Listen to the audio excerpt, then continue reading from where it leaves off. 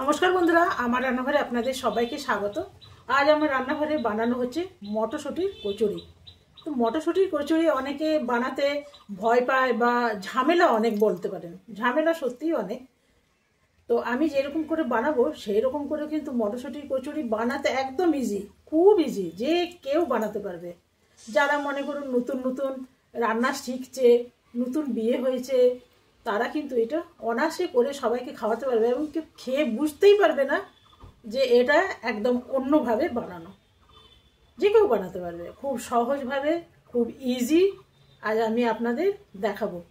যে কেউ বানাতে পারবে, মানে ভেতরে স্টাফিং ভরে করতে হবে না, এমনি আপনি বানাতে পারবেন, ভীষণ ভালো হয়। আর ওর সাথে খাওয়ার জন্য আমি বানাবো আলু সয়াবিনের তরকারি, সেটাও কিন্তু একটু অন্যভাবে। সব রকম একদিন একরকম খেলে সব দিন কি ভালো লাগবে? এক একদিন আলাদাভাবে খেতে হয়। তো চলুন রান্নাটা আমি শুরু করি। আর এই রান্নাটা দেখার পর আপনারা আর স্টাফিং ভরে করার মাথাতেও আসবে না। আর এটা আপনি শুধু লুচিও নয়, আপনি পরোটাও করে খেতে পারবেন। এমনি প্লেন যারা মনে করেন রুটি, তেল ঘি দুটোই পছন্দ করে না, তারা কিন্তু একদম প্লেন রুটি করেও খেতে পারবেন, সেটাও ভীষণ ভালো হয়। তো চলুন বেশি কথা বলবো না, না কথা বলে ভিডিওটাকে শুরু করি। চলুন। যদি বন্ধুরা ভিডিওটি যদি ভালো লাগে তো লাইক করে আমার পাশে থাকবেন। তো দেখুন ভেতরটা কি সুন্দর হয়েছে, কেউ বলবে না এটা পুর ভরা নয়। তো চলুন ভিডিওটা শুরু করি। এখানে নিয়ে নিলাম আমি সয়াবিনের বড়ি, আর এরপরে গরম জল ফুটছে, গরম জলের মধ্যে দিয়ে দিলাম, সাথে দিয়ে দেবো একটু নুন। আর এদিকে কেটে রেখেছি আলু, আর নিয়ে নেব একখানা টমেটোর।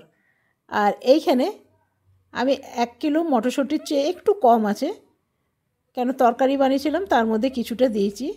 তবে এইখানে আছে আমার মেথি শাক। মেথি শাক দিলে ভীষণ ভালো লাগে খেতে। তবে আপনাদের যদি অপছন্দ লাগে তাহলে না দিলেও পারেন, কিন্তু আমার ভালো লাগে বলে তাই আপনাদের বানিয়ে দেখাচ্ছি। এটাও ভীষণ ভালো হয়। বানাবার পর মেথি শাকের কোনো গন্ধই থাকে না, এতটাই ভালো লাগে। আর মেথি শাকের সুন্দর একটা স্মেল আসতে থাকে। তো মেথি শাকটা আমার বাছা হয়ে গেছে, শুধু মাথাগুলো নিয়েছি। এটা খুব ভালো করে জল দিয়ে ধুয়ে নিতে হবে। শাক জিনিস বুঝতেই পারছেন, একটু ভালো করে ধুতে হবে। তো এটা আমি কলের কাছে নিয়ে গিয়ে ভালো করে কচলে কচলে একটু ধুয়ে নিই। তো এটা চলুন কলের কাছে নিয়ে যাই। তো এই শাকগুলো আমার ধোয়া হয়ে গেছে। এরপরে এর মধ্যে দিয়ে দেবো যাতে একটু মিহি মিহি করে কুচনো হয়ে যায়।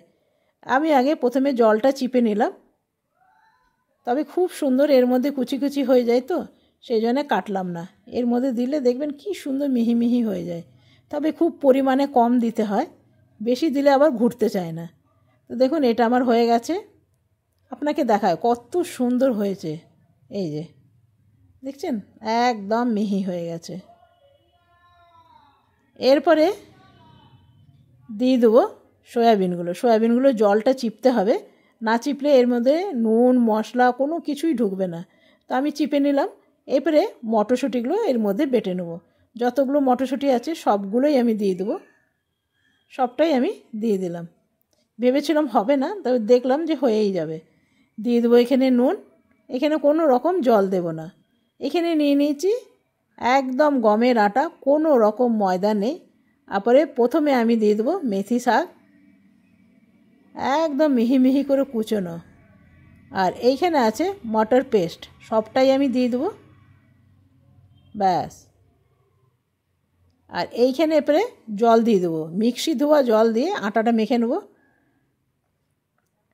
আর ঢাকনার মধ্যেও বেশ খানিকটা লেগে আছে, এটাও আমি নিয়ে নিলাম। এরপরে দিয়ে দেবো কিছুটা আমি উঠিয়ে রেখে দিলাম, আলু সয়াবিনের তরকারিতে দেবো, দেখবেন দারুণ হয়। এরকমভাবে কোনো দিন বানিয়ে দেখবেন। এরপরে দিয়ে দেবো একটু ধনেপাতা, একদম কুচনো ধনেপাতা।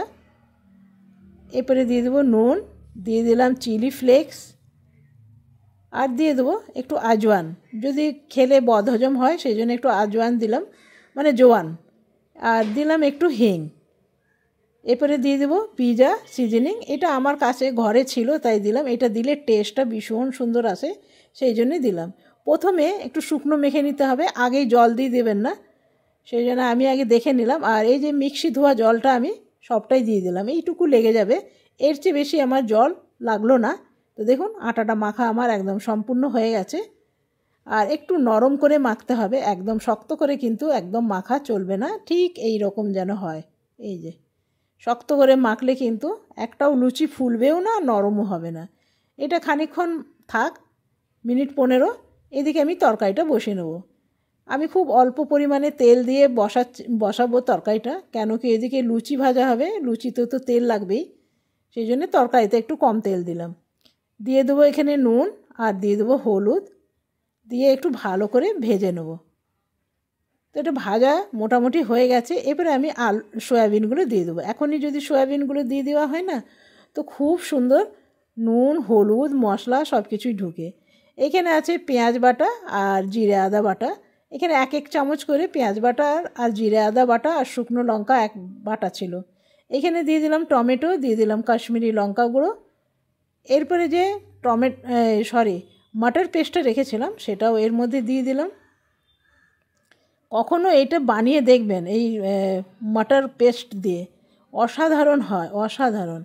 তবে আমি এখানে তেলটা কম দিয়েছি, তবে আপনাদের যদি মনে হয় যে আরেকটু তেল দিলে ভালো হয় তাহলে আরেকটু তেল দিতে পারেন।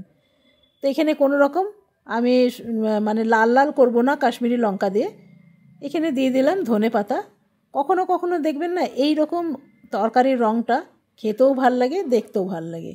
সবসময় লাল লাল করলে ভালো লাগে না। আলুগুলো সেদ্ধ হয়ে গেছে, আর একটু হবে, সেই জন্য দিয়ে দিলাম কভারটা। এরপরে মনে হয় একদম সেদ্ধ হয়ে গেছে। তো চলুন এটা এরপরে নামিয়ে নেব। আর এরপরে বানিয়ে নেব আমি কড়াইশুঁটির কচুরি। এটা ঢাকা দেওয়া থাক। আর এদিকে আমি বসিয়ে দেবো একটা লোহার কড়াই। এরপরে আর একটু থেসে নেব। লুচি রুটি বা পরোটা করার সময় আর একটু থেসে নেবেন। তো আমি একটু সাইজে বড় বড় করব। এখানে নিয়ে নিলাম বাদাম তেল, আপনারা যে কোনো তেল দিতে পারবেন। তো দেখুন এই রকম সাইজের আমি প্যাঁড়া বানালাম, আর ছোট্ট একটা বানিয়ে নেব ব্রহ্মাকে দেওয়ার জন্যে।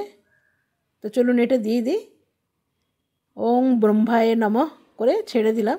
তাহলে যে কোনো জিনিস বানাবেন আপনার ভীষণ ভালো হবে, আমার এটা বিশ্বাস, জানেন। সেই জন্যে আমি এটা দিই।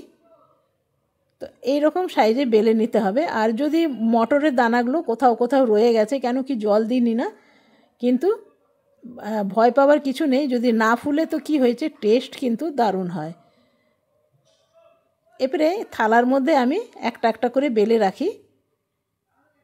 তো দেখুন বেশ অনেক কটাই আমার বেলা হয়ে গেল। আর এই যে দেখছেন মটরের দানা এক একটা রয়ে গেছে। তো এমনি যদি এক একটা রয়ে যায় তাহলে ফুলবে কী করে। তবে এই মটরের দানাগুলো যখন ভাজা হয় না তখন দারুণ লাগে। তো আমি এক একটা করে তেলের মধ্যে দিয়ে দিলাম। ভেবেছিলাম ফুলবে না, মটরের দানা আছে, কিন্তু ফুলে গেল। দেখছেন কি সুন্দর। আরেকটাও আমি দিয়ে দিই। তো আরেকটাও আমার এভাবে দেওয়া হয়ে গেছে। আর এটাও দেওয়া মাত্রই ফুলে উঠেছে। তবে এটা খেতে ভীষণ ভালো হয়। আপনারা বানিয়ে দেখুন, অসাধারণ লাগে। আর বানাতে কোনো ঝামেলাই নেই, যে কোনো মানুষ পারবে এটা বানাতে। তো এই যে দেখছেন মটরের দানা আছে, এমনি মাঝে মাঝে রয়ে গেছে একটা দুটো দানা। আমার মোটামুটি বেশ অনেক কটা বেলা হয়ে গেল, আপনাদের দেখাইছে। দেখুন দেখুন অনেকগুলোই হয়ে গেল। তবে একটা আপনাদের ভেঙে দেখাবো, তবে ভীষণ গরম, একটা ভেঙে দেখায়। তবে এইটার মধ্যে যে পুর ভরা নেই, না বললে কেউ বিশ্বাস করবে না। ঠিক যেমন পুর ভরা হয় না, সেই রকম হচ্ছে। তার চেয়ে কিন্তু ভালোই হয়েছে। দেখছেন কি সুন্দর হয়েছে। তো চলুন কেমন লাগলো অবশ্যই জানাবেন। যদি ভালো লাগে তা একটা লাইক করতে ভুলবেন না। কালকে আসবো আবার নতুন রান্না নিয়ে, ভিডিও নিয়ে। আপনারা সকলে ভালো থাকবেন, সুস্থ থাকবেন। Thank you. তো চলুন আজকে ভিডিওটা আমি এইখানেই শেষ করলাম।